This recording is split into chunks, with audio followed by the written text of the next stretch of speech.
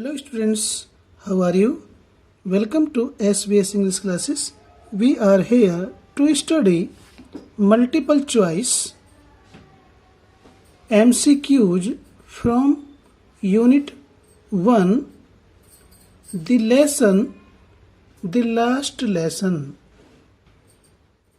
Unit 1 अंतिम अध्याय के ये MCQs हैं. आइए इनको स्टडी करते हैं. Notice the underlined words in these sentences. इन वाक्यों में रेखांकित शब्दों को ध्यान से देखिए. एंड टिक द ऑप्शन, और उस विकल्प को टिक कीजिए, सही का निशान लगाइए उस विकल्प पर.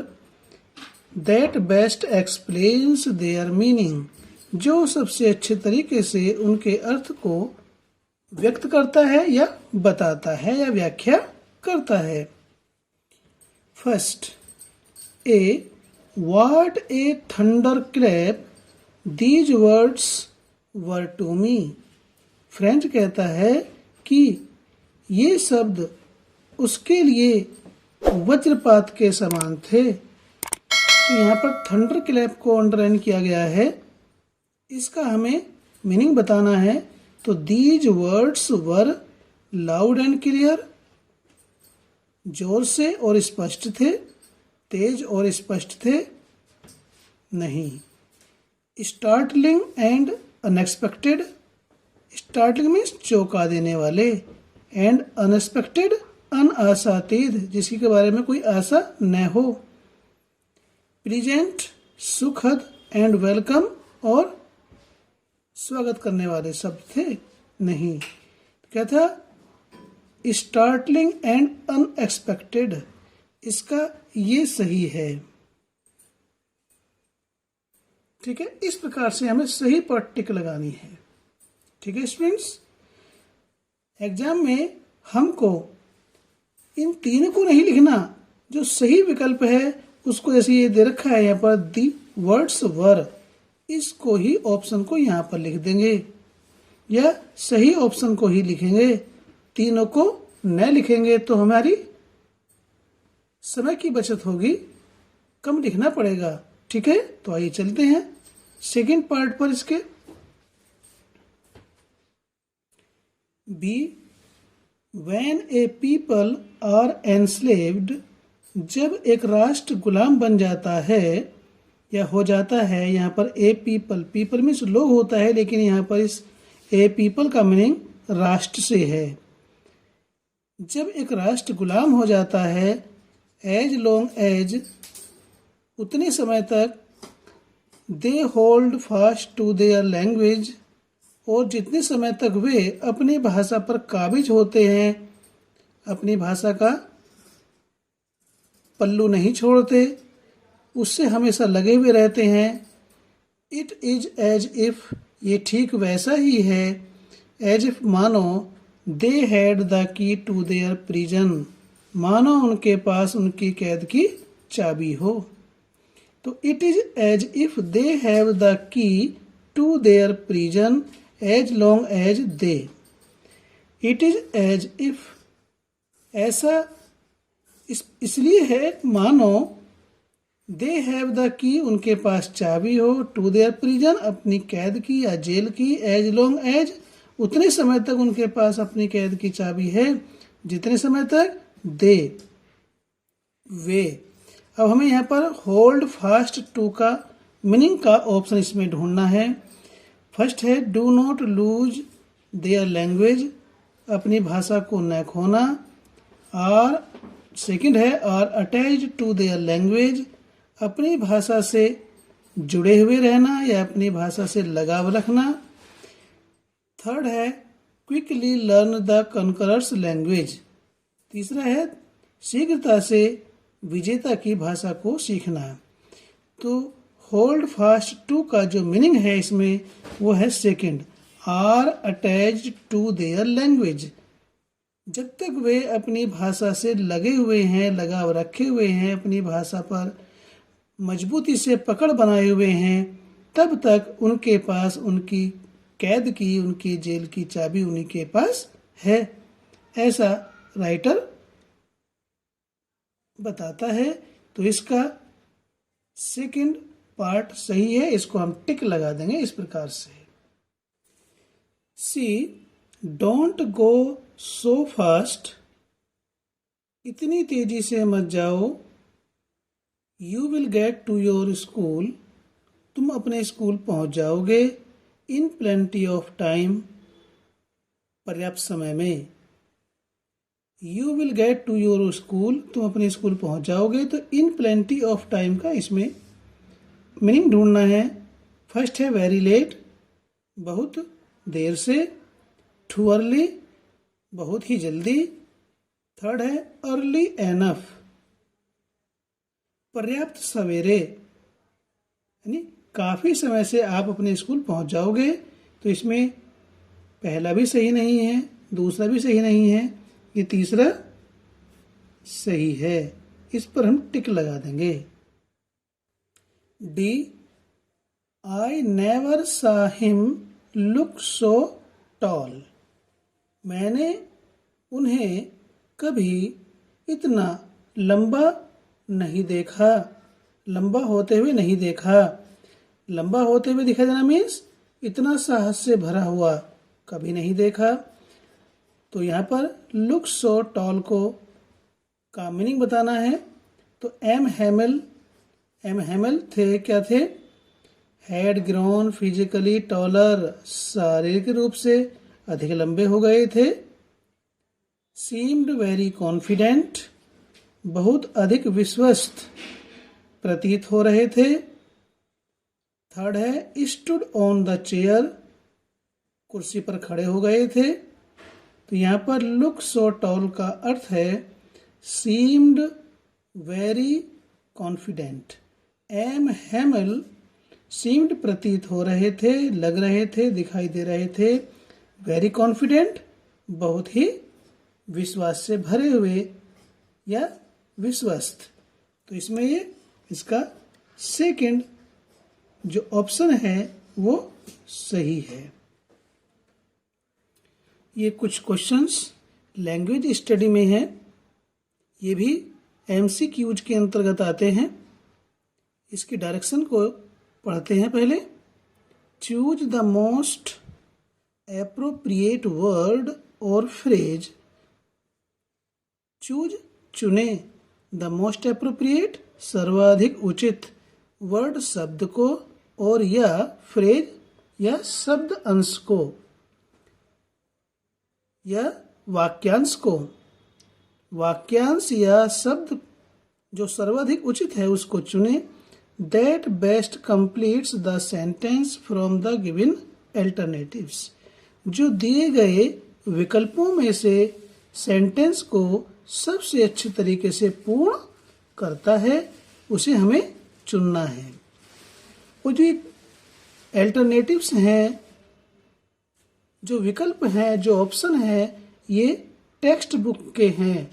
वही लैंग्वेज हमें चूज करनी है जो टेक्स्ट बुक में दिया हुआ है। फर्स्ट है French was in a great dread of scolding। French डांटे जाने के बहुत अधिक भय में था, उसे बहुत अधिक भय था कि उसे डांट खाने को मिलेगी। बिकॉज, क्योंकि एम हैमिल हैड सेड, क्योंकि एम हैमिल ने कहा था that he would question them on, कि वह उनसे प्रश्न करेगा, सवाल जवाब करेगा। ऐसा एम हैमिल ने उन सबसे कहा था। किस पर सवाल जवाब करने के लिए? इन्फिनिटिव्स, पार्टिसिपल्स, आर्टिकल्स, प्रोनाउन, पार्टिसिपल्स। इस पर हम टिक लगा देंगे। जब इसका आंसर लिखेंगे, जैसे हमने अभी पूर्व में बताया था, 4 क्वेश्चंस के आंसर को चूज करने के लिए, सेलेक्ट करने के लिए हम आंसर में केवल एक ही लिखेंगे, चारों को नहीं। नेक्स्ट है number 2, M Hamill was wearing his green coat M Hamill अपना हरा कोट पहने हुए थे, विच ही ओनली वोर जिसे वह केवल पहनते थे, ऑन डेज किन दिनों में, प्राइज पुरस्कार वितरण के समय में, इंस्पेक्शन या निरीक्षण के समय, स्पेशल या विशेष समय, ऑल ऑफ द एबव इसमें सारे ही विकल्प हैं। एम हैमिल अपने हरे कोट को पुरस्कार के समय पहनते थे, जब बच्चों को पुरस्कार दिया जाता था, निरीक्षण के समय पहनते थे या किसी विशेष अवसर पर। ऑल ऑफ द एबव उपर्युक्त सभी। Number 3, M हैमिल mounted his chair. M हैमिल अपनी कुर्सी पर बैठ गए, एंड सेड और कहा, माई चिल्ड्रन मेरे प्यारे बच्चों, दिस इज द यह है, लेसन पाठ, आई शैल गिव यू जो मैं तुम्हें दूंगा या तुम्हें पढ़ाऊंगा। कौन सा लेसन है? फर्स्ट पहला, बेस्ट सबसे अच्छा, ओनली एकमात्र, लास्ट अंतिम। तो स्टूडेंट्स इसमें जो विकल्प आएगा वो लास्ट आएगा। वह एम हैमिल बच्चों को जो पाठ देना चाहता है वो अंतिम पाठ है, अंतिम अध्याय है। Number 4, the old man were sitting in the back of the class. बूढ़े व्यक्ति कक्षा में पीछे बैठे हुए थे, and it was their way of thanking their master. It was their way of thanking ये धन्यवाद देने का उनका ढंग था, तरीका था। देयर मास्टर अपने अध्यापक को, फॉर हिज उसके, ईयर्स ऑफ फेथफुल सर्विस निष्ठापूर्ण सेवा के वर्षों की, निष्ठापूर्ण वर्षों की सेवा के लिए अपने अध्यापक को धन्यवाद देने का उनका एक तरीका था। तो कितने वर्ष थे इसमें देखेंगे। पहला है 14 वर्ष, दूसरा 20 वर्ष, तीसरा है 30 वर्ष और चौथा है 40 वर्ष। तो इसमें 40 वर्ष आएगा, 40 ईयर्स। जो टेक्स्ट के अंदर है वही हमें इसमें फिल करना है। Number 5, their parents preferred to put them to work on a farm. उनके माता पिता उनको किसी फार्म पर काम में लगाना चाहते थे, और या एट या फिर किसी दूसरी चीज पर, जो विकल्प है उसमें से ढूंढना है। सो एज टू ताकि, to have a little more money ताकि वे और अधिक धन कमा सके, थोड़ा सा और अधिक धन कमा सके, इसलिए वे अपने बच्चों को काम पर, फार्म में काम पर या किसी दूसरी चीज पर लगाना चाहते थे। किस पर? फैक्ट्रीज कारखाने में, कंपनीज कंपनी में, शॉप्स दुकानों पर, मिल्स कारखानों में। तो इसमें मिल्स आएगा। ठीक है students. Number 6, when a people are enslaved. जब एक राष्ट्र गुलाम बन जाता है, so long as they hold fast to their language, और जब तक वे अपनी भाषा पर मजबूती से पकड़ बनाए रखते हैं, होल्ड फास्ट मजबूती से पकड़ कर रखते हैं। इट इज ये ठीक वैसा ही है जैसा कि, मानो, एज इफ मानो, दे हैड दी मानो उनके पास हो, टू देयर प्रिजन अपने कैद की क्या हो, एग्जिट बाहर जाना, वे ढंग या तरीका, की चाबी, गेट दरवाजा।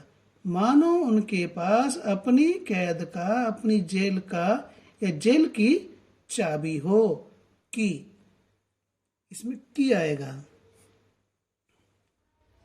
Number 7, on the pigeons could very low. पर किसके ऊपर यहाँ पे भरना है? पिजन्स कबूतर कूड गूंज रहे थे, वेरी लो धीमी आवाज में, बहुत ही धीमी आवाज में कबूतर गुटर गूं कर रहे थे। रूफ छत के ऊपर, वॉल दीवार के ऊपर, गेट दरवाजे के ऊपर, टिन टिन के ऊपर। तो स्टूडेंट्स इसमें सही विकल्प है ऑन द रूफ, छत के ऊपर। कबूतर धीरे धीरे गुटरगू कर रहे थे। Number 8, when ever I looked up from my writing, जब कभी भी मैंने अपने लिखने के अभ्यास से ऊपर की ओर देखा, जब वह लिख रहा था कौन? फ्रेंच, और उसने ऊपर की ओर देखा तो क्या देखा? तो आई सा एम हैमिल सिटिंग, तो मैंने एम हैमिल को बैठे हुए देखा, खाली जगह, इन ही चेयर, अपनी कुर्सी में। कैसा? साइलेंट शांत, हैप्पी खुश, सैड दुखी, मोशनलेस स्थिर। तो फ्रेंच ने देखा कि एम हैमिल अपनी कुर्सी पर बैठे हुए हिल डुल नहीं रहे हैं, स्थिर हैं, तो इसमें मोशनलेस आएगा। नंबर 9, आफ्टर द राइटिंग, लिखने के अभ्यास के पश्चात या लिखने के कार्य के पश्चात, वी हैड ए लेसन, हमने पढ़ा एक पाठ, इन इंग्लिश अंग्रेजी में, हिस्ट्री इतिहास में, फ्रेंच फ्रांसीसी भाषा में, जर्मन जर्मन भाषा में। तो लिखने का अभ्यास करने के पश्चात हमने इतिहास का पाठ पढ़ा, तो क्या आएगा इसमें? History. Number 10, M हैमिल stood up, M हैमिल खड़ा हो गए, वेरी बहुत, इन्हीं चेयर अपनी कुर्सी पर ही, एम हैमिल अपनी कुर्सी पर ही कूद करके खड़े हो गए।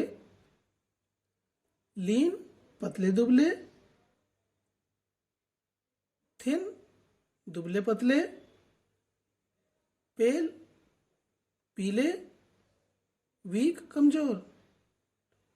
एम हैमिल अपनी कुर्सी पर खड़े हुए, वेरी पेल और बहुत ही पीले अर्थात घबराए हुए दिखाई दे रहे थे, तो इसमें पेल आएगा।